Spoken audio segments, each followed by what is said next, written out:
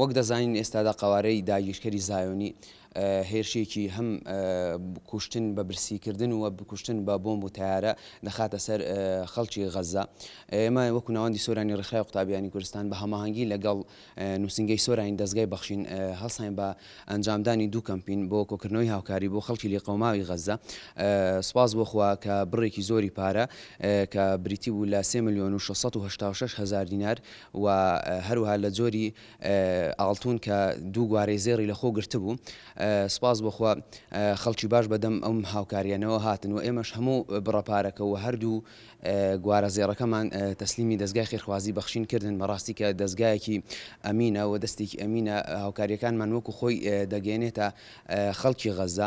هیوادارم خەڵکیش بەردەوام بن لە هاوکاریکردنی غەزە هیچ نەبێت بە بڕێکی کەم لە پارە برسێتی خەڵکی غەزە نەهێڵین.